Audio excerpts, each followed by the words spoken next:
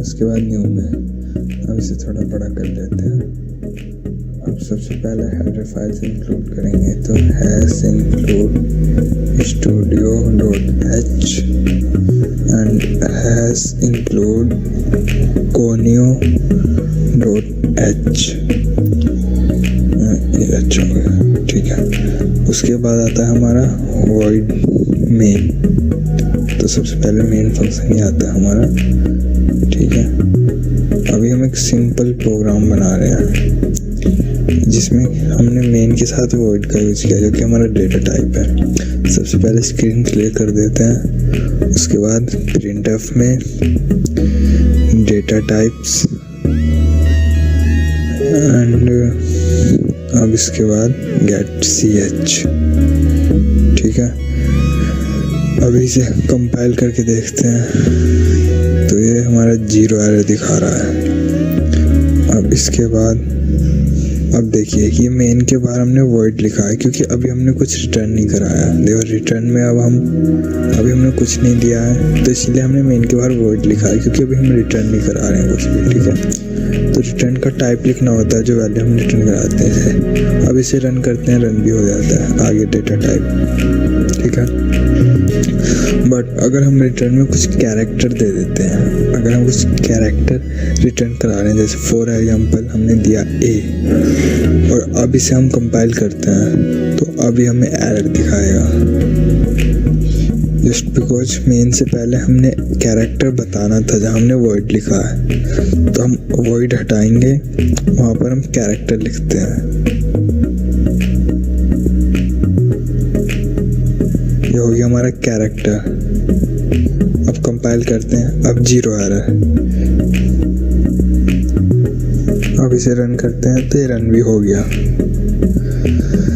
ठीक है। अगर हम एक कैरेक्टर रिटर्न करा रहे हैं तो हमें मेन से पहले बताना पड़ेगा और डेटा टाइप कैरेक्टर। अगर हम जेड रिटर्न कराते हैं तो क्योंकि जेड भी हमारा एक कैरेक्टर है, तो ठीक है, हमारा प्रोग्राम कंपाइल करने पर 0 एरर है, ठीक है। अगर हम ABCD लिख देते हैं, अब कंपाइल करते हैं, अभी एक एरर दिखा रहा है क्योंकि कैरेक्टर की जो रेंज होती है जो वो बस 1 या 2 तक होती है, बट हमने इसे 4 वो दे दिए अल्फ़ाबेट्स, तो इसलिए एरर दिखा रहा है। अब देखिए A करते हैं, अब अगर हम यहाँ पे कोई नंबर देते हैं जैसे कि 4, अब इसने 4 भी हमारा एज ए कैरेक्टर लिया है। 4 यहाँ पे नंबर नहीं है, कैरेक्टर है, इसके लिए 4 भी ऐसे ही है, 9 भी ऐसे ही है।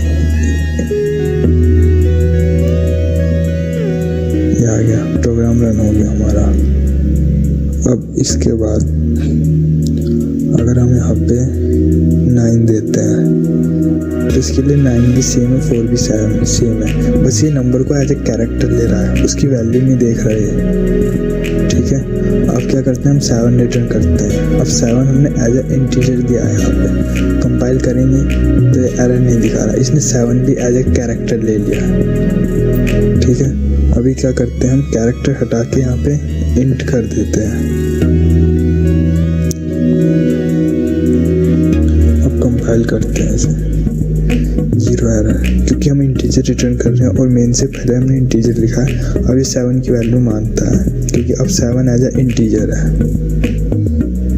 अब अगर हम यहाँ पे 4 देते हैं, 4 भी हमारा इंटीजर है और इंट लिखा है हमारे मेन से पहले, तो अभी भी 0 एरर है, ठीक है। अब कंपाइल करते हैं तो 0 एरर।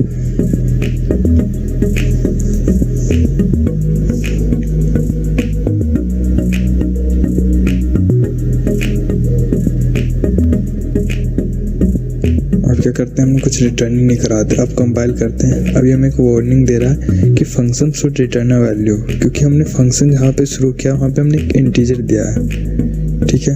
बट अगर हम यहाँ पे void दे दें,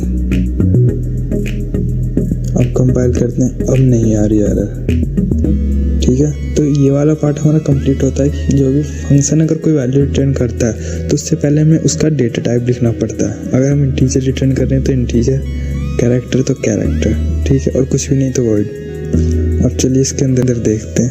अब हमने एक वेरिएबल लिया है ch जिसका डेटा टाइप है कैरेक्टर, तो अब हम ch के अंदर कैरेक्टर वैल्यू ही स्टोर करा सकते हैं। जैसे कि हमने यहाँ पे दे दिया है ch को एक हम कैरेक्टर दे रहे हैं,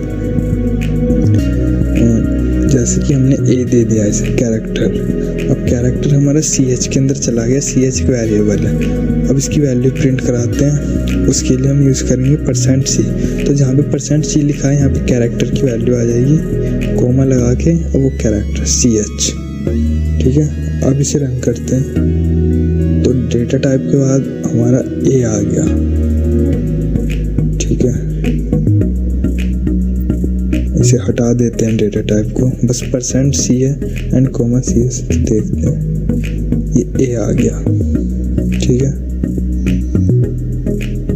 अब CH की जगह अगर हम कुछ और देते हैं जैसे कि S, अब रन करते हैं तो S आ गया। मतलब वेरिएबल के अंदर जो भी वैल्यू होगी वो प्रिंट करा देगा %C के बाद CH लिख के, मतलब जो भी वेरिएबल हमने लिया है।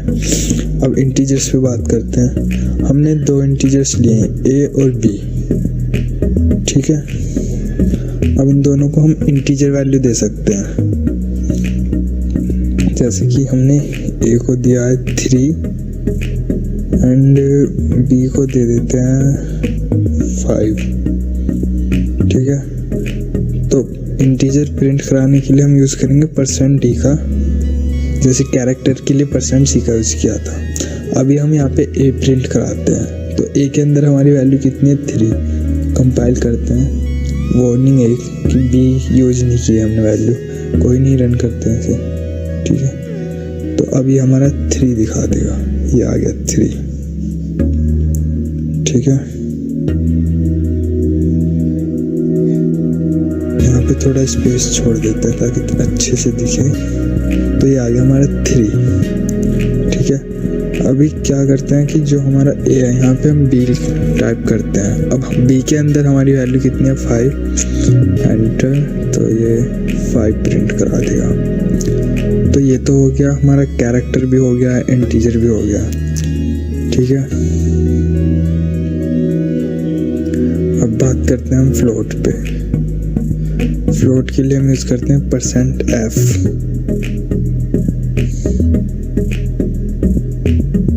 ये देखिए वैल्यू 5, इंटीजर में 5 आ रही थी, बट इसमें फ्लोट में 5 के बाद .000। ये फ्लोट की प्रॉपर्टी है कि वो डेसिमल वैल्यू भी दिखाता है, और जो डबल होता है वो भी फ्लोट के जैसे होता है, बट उसका साइज फ्लोट से डबल होता है। तो बड़ी वैल्यू इसको स्टोर कराने के लिए यूज़ किया जाता है। एंड